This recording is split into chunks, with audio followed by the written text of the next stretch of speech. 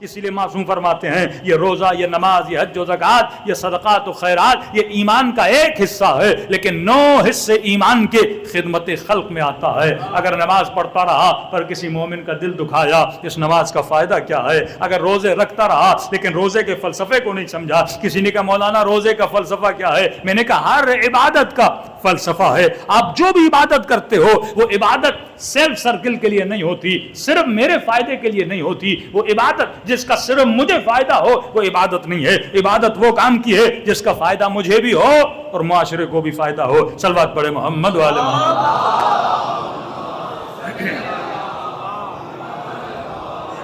چند ہی مہینوں میں ماہ مبارک رمضان آنے والا ہے۔ اب آپ فلسفہ سمجھیے، ہم روزہ رکھتے ہیں، روزے کا فلسفہ، ہم نماز پڑھتے ہیں، نماز کی فلسفی، ہم عزاداری کرتے ہیں، عزاداری کا فلسفہ۔ آج یہ تشیع کے اندر نظریاتی اختلاف کہ لوگوں کو شہادت کے فلسفے کا نہیں پتہ، لوگوں کو عزاداری کہتے ہیں مولانا فلسفہ چھوڑ دیجئے، بس ظاہری عبادت کر دیجئے۔ ارے ظاہری عبادت تو شیطان نے بھی کی تھی، ظاہری سجدے تو شیطان نے بھی کیے تھے، ظاہری عبادت تو ابن ملجم نے بھی کی تھی۔ بارہا مجلسوں میں کہہ چکا ہوں، بہترین قاری قرآن تھا۔ جب ایران مسلمان بنا تو اہل فارس نے خط لکھا عمر کو کہ جناب عمر ہمیں کوئی قاری قرآن بھیجیے۔ کہتے عمر نے ابن ملجم کو بھیجا اور لکھا کہ میں اپنا بہترین قاری، قرأت ایسی جب قرآن پڑھتا تو گلیوں میں لوگ کھڑے ہو جاتے تھے، رقت اتنی کہ لوگوں کی آنکھوں میں آنسو آ جاتے تھے۔ آواز کا اچھا ہونا کسی کی تقوی کی نشانی نہیں ہے، آواز کا بہتر ہونا انسان کے عمل کی نشانی نہیں ہے۔ اور یہی ابن ملجم قاتل امیر المؤمنین بنا۔ تو میرے عزیز اصل کیا چیز ہے؟ فلسفہ عبادت۔ ہم عزاداری کریں پر فلسفے کا پتہ نہ ہو، مجلسیں پڑھیں فلسفے کا پتہ نہ ہو، روزہ رکھیں فلسفے کا پتہ نہ ہو، جھولا اور زلجنا نکالیں فلسفے کا پتہ نہ ہو، لاکھوں کی تعداد میں جلوس نکالیں فلسفے کا پتہ نہ ہو۔ جب تک عزاداری کا فلسفہ، یعنی یہ عزاداری جب تک سوسائٹی کو فائدہ نہیں دیتی، یہ مجلس جب تک سوسائٹی کو فائدہ نہ پہنچائے، یہ چیزیں جب تک قوم امت کو واحد نہ کریں تب تک کوئی فائدہ نہیں ہے۔ پھر ہمارے اندر اور بت پرستی میں کوئی فرق نہیں ہے۔ بت شاعر اللہ، آپ لاکھ حج کرو لیکن طواف کے فلسفے کو نہ سمجھو۔ یہاں سے جاؤ شیطان کو کنکر مار کے آؤ اور شیطان بھی ہنسے کہ خود شیطان مجھے آ کے شیطانی کے کنکر مار رہا ہے۔ یہ فلسفہ ہے کہ کنکر کیوں مار رہے ہو؟ اللہ بتانا چاہتا ہے اگر شیطان صفت بنو گے مرنے کے بعد برزخ میں اسی طرح تجھے پتھر ماروں گا، یہ شیطان کی سزا ہے۔ اور اگر تو بھی شیطان بن گیا تیری سزا بھی یہ ہے۔ ارے 7 چکر لگاتے ہو ایک پتھر کے گھر کے۔ ہندو بھی پوچھ سکتا ہے نا کہ میں بت پرس بنا، بت کس کا؟ پتھر کا۔ اور ہم جتنے بھی اعمال حج ہیں سارا پتھر ہے بیچ میں۔ طواف کرو پتھر کا گھر، حجر اسود چومو پتھر کا، صفا و مروہ کے بیچ میں دوڑو دونوں پہاڑیاں پتھر کی۔ ہندو پوچھے گا نا میں کافر بنا تو مسلم بنا اور تمہاری ساری عبادتیں پتھروں کے چکر میں، کعبہ پتھر کا، حجر اسود پتھر کا، سعی و صفا و مروہ پتھر کی، غار ہرا جاتے ہو وہ بھی پتھر کا۔ شیعہ تو ایک قدم اور آگے، ہم تو کربلا جائیں چاندی بھی چومیں، ہم سونا بھی چومیں، لکڑی کا جھولا بنائیں وہ بھی چومیں، لکڑی کا علم بنائیں وہ بھی چومیں۔ بھائی جب تک فلسفہ بیچ میں نہیں تو بت پرستی ہے۔ فلسفہ نکالو گے تو ہم بھی بت پرست ہیں۔ اگر صرف مکے جا رہے ہو کعبے کے لیے تو بت پرست ہو، صفا و مروہ کے لیے تو بت پرست ہو۔ اگر علم کا فلسفہ پتہ نہیں تو لکڑی پرست ہو۔ اگر جھولے کا فلسفہ پتہ نہیں، ہر چیز فلسفے پہ چلتی ہے۔ جب انسان فلسفے کو نہ سمجھے، روزہ رکھو فلسفے کا پتہ نہیں، نماز پڑھو فلسفے کا پتہ نہیں، پھر یہ صرف ٹکر ہیں۔ سجدہ بھی کرو تو سجدگاہ پہ وہ کیا؟ وہ بھی پتھر، لکڑی پہ کرو وہ بھی کیا؟ ساری چیزیں جمادات ہیں، فلسفے کا پتہ نہیں۔ ہم طواف خانہ خدا کرتے ہیں اس پتھر کی وجہ سے نہیں، اس خدا کی وجہ سے۔ ہم سعی و صفا و مروہ کرتے ہیں کس کی یاد میں؟ ابراہیم کی یاد میں، جناب ہاجرہ کی یاد میں، جناب اسماعیل کی یاد میں۔ یاد اسماعیل اور ہاجرہ کیوں ہے؟ قربانی کس وجہ سے دی تھی؟ اللہ کی وجہ سے. اصلاً کوئی شاعر اللہ کیوں بنتا ہے؟ سورہ شمس اللہ کہتا ہے ناقۃ اللہ سقیاہا فکذبوا فعقروا فدمدم علیہم ربہم بذنبہم فسواہا. پروردگارا اتنی اونٹنیاں عید قربان پہ کاٹی جاتی ہیں، سزا نہیں ثواب ملتا ہے.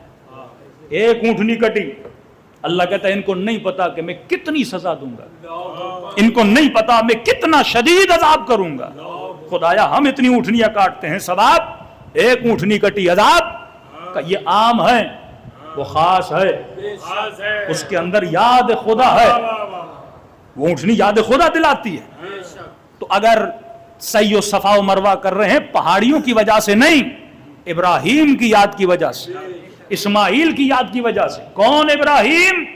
وہ ابراہیم جس نے اللہ کی اطاعت کے لیے کبھی آگ میں پھینکا گیا، اللہ کی اطاعت کے لیے اپنی زوجہ اور اپنے نو مولود بچے کو ایک ایسی زمین پہ چھوڑ کے گیا جو زمین ذی زرع تھی، نہ جہاں پہ فصل ہوتی تھی نہ جہاں پہ پانی تھا. عجیب تاریخ انبیاء جب آپ پڑھیں گے حضرت ابراہیم کا بہت بڑا کردار ہے. جناب ہاجرہ فرماتی ہیں آخر تک سوچتی رہی ایک بار تو مڑ کے دیکھے گا اپنی بیوی کو، اپنے بچے کو، لیکن کہ یہاں چھوڑ کے ابراہیم چلے گئے. ایک بار بھی ابراہیم نے مڑ کے نہیں دیکھا. اور وہی ابراہیم 14-15 سال کے بعد واپس آیا، بیٹا جوان ہو گیا. جب دروازے پر آیا تو بیٹے نے پہچانا نہیں. اب انتظار کریں، ابھی اماں آنے والی ہیں. جب ہاجرہ آتی ہیں ابراہیم کو پہچانتی ہیں. پہلی رات اپنے بیٹے سے ملے ہیں، رات کو سوتے ہیں، پھر خواب کے عالم میں دیکھتے ہیں کہ اپنے اسی بیٹے کو ذبح کر رہے ہیں. یہ سارے اعمال حج ابراہیم اور اسماعیل سے ہیں. یہ کون ہے ابراہیم اور اسماعیل؟ یہ اجداد حسین ابن علی ہیں، یہ اجداد امیر المؤمنین ہیں. یہ نسل اہل بیت علیہ الصلوۃ والسلام اگر چلتی ہے تو اسماعیل سے چلتی ہے. پھر خواب میں حکم خدا نہیں، حکم ہے تو 100%، خواب ہے تو شک کی گنجائش ہے. اور شیطان نے اسی میں ابراہیم کو یہ کہنا چاہا کہ یہ تو خواب ہے، یہ تو خواب ہے. ابراہیم جانتے تھے میں نبی ہوں، اور نبی کے خواب میں شیطان نہیں آیا کرتا. نبی کے خواب سچے ہوتے ہیں. باپ ابراہیم جیسا، بیٹا اسماعیل جیسا. اور بیٹے نے کہا کہ بابا جب دیکھا ہے تو دیری کیسی، چھری گلے پہ چلا دیجئے. کہتے ہیں آنکھوں پہ پٹی باندھی، ہاتھوں میں رسیاں باندھی. عجیب ہے، بعض لوگ سمجھتے ہیں کہ ابراہیم نے چھری نہیں چلائی تھی. اگر چھری نہ چلاتے تو کمال نہ ہوتا. کمال ابراہیم یہ تھا کہ امتحان الہی کو پاس کرتے. گلا کٹتا تو ابراہیم پاس ہوتے. چھری چلائی تبھی آپ سنتے ہیں جب اسماعیل واپس آئے تو گلے پہ چھری کے نشان تھے. تبھی جناب ہاجرہ دیکھ کے رو پڑی کہ تم نے میرے بیٹے کے گلے پہ چھری چلائی ہے. کہتے ہیں جب چھری چلاتے تھے چلی لیکن گلا کٹا نہیں. دوبارہ چھری چلائی، گلا نہیں کٹا. تیسری بار کہتے جلال میں آ گئے ابراہیم، اور ابراہیم نے چھری کو پتھر پہ مارا. کہے چھری نافرمانی کیوں کر رہی ہو؟ اللہ کا حکم ہے کہ بیٹے کا گلا کاٹوں. کہتے بے زباں چھری سے آواز آئی، ابراہیم کروں تو کیا کروں؟ خلیل کہتا ہے کاٹو، جلیل کہتا ہے نہ کاٹو. چوتھی بار جب چھری چلی تو بیچ میں دمبا آیا. ابراہیم نے نیت، اور اللہ کس کو دیکھتا ہے؟ نیت کو دیکھتا ہے. ابراہیم نے اللہ کی اطاعت میں بیٹا تک قربان کر دیا، بیوی تک قربان کر دی، اپنے جسم کو آگ میں پھینک دیا.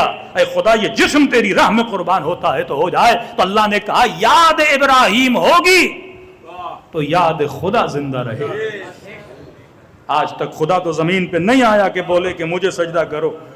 یہ سارا دین قائم ہے تو انبیاء کی تعلیم کی وجہ سے. تو نبی کی یاد میں اللہ کی یاد ہے. اکثر ایک فتنہ اٹھا، انہوں نے کہا کہ بھئی اللہ سے مانگنا ہے تو ڈائریکٹ مانگو. کہ اللہ سن نہیں سکتا؟ میں نے کہا سن سکتا ہے. ہم یہ بھی کہہ سکتے ہیں خدا مجھے اولاد دے، ہم یہ بھی کہہ سکتے ہیں خدا مجھے شفا دے. تو کہا پھر یہ بیچ میں ان کو لانے کی ضرورت کیا ہے؟ کبھی ابراہیم کو بیچ میں لا رہا ہے، کبھی اسماعیل کو بیچ میں لا رہا ہے، اور آپ شیعہ کبھی محمد اور آل محمد کو بیچ میں لا رہے ہو. میں نے کہا سن تو ڈائریکٹ بھی سکتا ہے، بیچ میں لانا اس لیے ہے کیونکہ اس کی یاد ہے تو ان کی وجہ سے زندہ ہے. اللہ کو ہم پہچانتے ہیں ابراہیم کی وجہ سے، اللہ کو ہم پہچانتے ہیں محمد کی وجہ سے، اللہ کو ہم پہچانتے ہیں امام حسین کی وجہ سے. بنا صبح اللہ بنا عبد اللہ. تو یہ اللہ کی سنت ہے کہ جن کی وجہ سے دین خدا ہے، کہا انہیں یاد کرو تو ان کی یاد میں میری یاد ہے. حسین یاد رہے گا تو تجھے احساس ہوگا کہ راہ خدا میں قربانی کیسے دی جاتی ہے. اسماعیل کی یاد ہوگی تو اسے شاعر اللہ بولتے ہیں. تو اگر ہم دعائے تبسل بھی پڑھتے ہیں تو شاعر کی وجہ سے، ورنہ اللہ تو ڈائریکٹ بھی سنتا ہے. اگر ہم خدا کو ان کا واسطہ دیتے ہیں تو شاعر کی وجہ سے. آج تک خدا نے شاعر کی یاد میں کتنا دوڑاتا ہے خدا.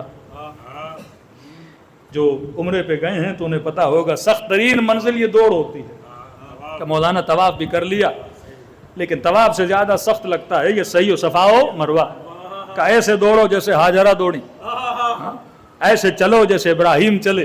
یہ ساری یادیں ہاجرہ کو زندہ رکھوایا جائے. اب 5 منٹ کے لیے سوچیے صحیح و صفا و مروہ میں اللہ کی یاد کہاں ہے؟ کس کی یاد ہے؟ ابراہیم کی یاد، ہاجرہ کی یاد، اسماعیل کی یاد. ساری یادیں انبیاء کی ہیں. انبیاء کو یاد کیوں کروا رہا ہے؟ کیونکہ ابراہیم یاد رہے گا تو خدا یاد رہے گا. اسی طرح کہا جب دعا کرو تو کہو اللہم صلی علی محمد وآل محمد. یہ یاد رہیں گے تو خدا یاد رہے گا. اے خدا مجھے اولاد دے حسین کے صدقے میں، اے خدا میری شفاعت کر اہل بیت کے صدقے میں، کہ ان کی وجہ سے میرا دین زندہ ہے. واللہ اگر کربلا نہ ہوتی نام و نشان نہ ہوتا دین کا. جیسے حکمران خدا بھی دیکھ رہا ہے، آپ نے بھی دیکھے امتوں کو ملے. بنو امیہ کے بعد امت کا کیا حال ہوا؟ یعنی آپ یزید سے لے لیں، پھر بنو عباس کی کمپلیٹ، پھر عثمانیہ کا دور لے لیں، کیا مسلمانوں کے پاس رہا؟ ایک ایک بادشاہ کے پاس 700 بیویاں، شراب نوشی عام، ہر چیز عام ہو گئی. یعنی اس زمانے میں یہ اس بے دینی کے مقابلے میں اگر کسی نے دین کا علم اٹھایا تو آل رسول تھے. اب آتے ہیں آج کے زمانے کی بے دینی، آج کے زمانے کا طاغوت، آج کے زمانے کا ظلم، آج کے زمانے کا سیکولرزم، آج کے زمانے کا سیلفشنس نظام، آج کے زمانے کا ظلم. اور اس ظلم کے مقابلے میں اگر آج بھی کوئی کھڑا ہے تو وہ کون ہے؟ 44 ممالک ہیں مسلمانوں کے. اسرائیل کے مقابلے میں اگر کوئی کھڑا ہے تو کون ہے؟ اہل بیت کے چاہنے والے کو کس نے آپ کے سروں کو فخر سے آج بلند کروایا؟ کون سا تشیع؟ وہ تشیع جس نے امام حسین کے نظریے کو زندہ رکھا، وہ شیعہ جنہوں نے فلسفہ کربلا کو زندہ رکھا. ورنہ میرے شیعہ ہونے کا فائدہ کیا اگر میں ظلم کے مقابلے میں کھڑا نہ ہو سکوں؟ صبح آفس جاؤں، شام کو سیلری لوں اور گھر میں بیٹھ کے نماز پڑھوں اور تھوڑا سا یا حسین کر کے سو جاؤں. حسینیت کو دنیا کو دکھانا. آج کچھ گلگت کے دوست ملنے آئے، کہہ رہے مولانا چلاس میں سب سے زیادہ کٹر قسم کے وہابی، کہہ رہے ہیں اس وقت شہید حسن نصر اللہ کی شہادت کے بعد انہوں نے جلوس نکالا، کٹر قسم کا وہابی، اس نے حسن نصر اللہ کا فوٹو اٹھایا ہوا اور جلوس میں چل رہا ہے. ایک وہ شیعہ جو شہید ہونے کے بعد اس نے تشیع کا سر فخر سے بلند کیا. پورے عالم اسلام میں دیکھیں آج کس نے تشیع کا سر فخر سے بلند کیا؟ کس چیز کے ذریعے سے؟ بہادری کے ذریعے سے. خیبر میں کس چیز نے نام علی کو بلند کیا؟ شجاعت امیر المومنین. احد میں آج فخر سے بولتے ہو کہ سارے بھاگ گئے، علی نہیں بھاگے. شجاعت امیر المومنین. کربلا میں صبر حسین کو یاد کرتے ہو، کبھی علم امام جعفر صادق کو. تبھی فرمائے شیعو کونوا لنا زینا ولا تکونوا لنا شینا. ہر زمانے میں ہمارے لیے کیا بننا؟ باعث زینت بننا. اب یہ تمہاری عقل اور تمہارا شعور اور تمہارا فہم ہے کہ تو باعث زینت کیسے بنتا ہے. ایسے کام نہ کر جو باعث ذلت ہو. معصوم فرماتے ہیں ہر انسان دنیا سے چلا جاتا ہے، جانے کے بعد اس کے جسم کو یاد نہیں رکھا جاتا، اس کے عمل کو یاد رکھا جاتا ہے.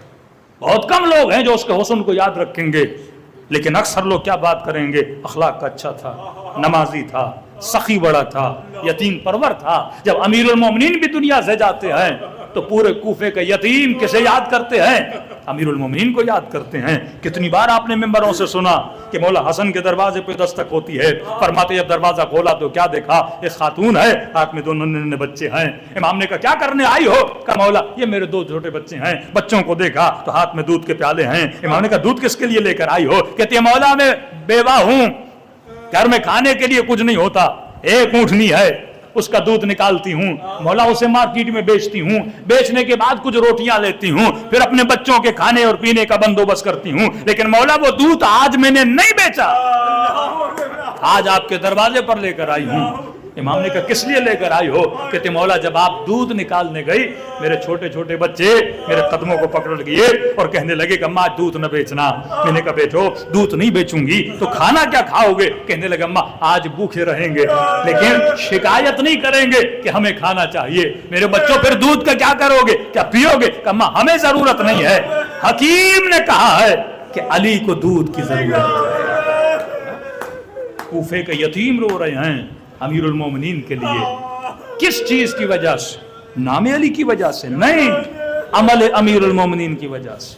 آج 1400 سال گزر گئے، اب شیعہ امام حسین کو یاد کرتے ہو. آپ نے دیکھا ہے مولا حسین کو؟ کیا شکل و صورت امام حسین کی وجہ سے مولا کو یاد کرتے ہیں؟ اس مجمع میں کون ہے جس نے امام حسین کو دیکھا، امیر المومنین کو دیکھا، رسول خدا کو دیکھا؟ ہم یاد کرتے ہیں تو اہل بیت کے کردار کی وجہ سے. سیم اسی طرح اگر امیر المؤمنین مجھے یاد کریں گے میرے کردار کی وجہ سے، اگر امام حسین مجھے یاد کریں گے میرے کردار کی وجہ سے. بہترین شبی آج ہر شیعہ کبھی علم، کبھی جھولا، کبھی ذوالجناح، کتنی شبی ہم نکالتے ہیں، لیکن بہترین شبی کیا ہے؟ شبی ہے کردار حسین. کونوا لنا زینا، کہ خود کو شبی ہے کردار ابا عبداللہ حسین.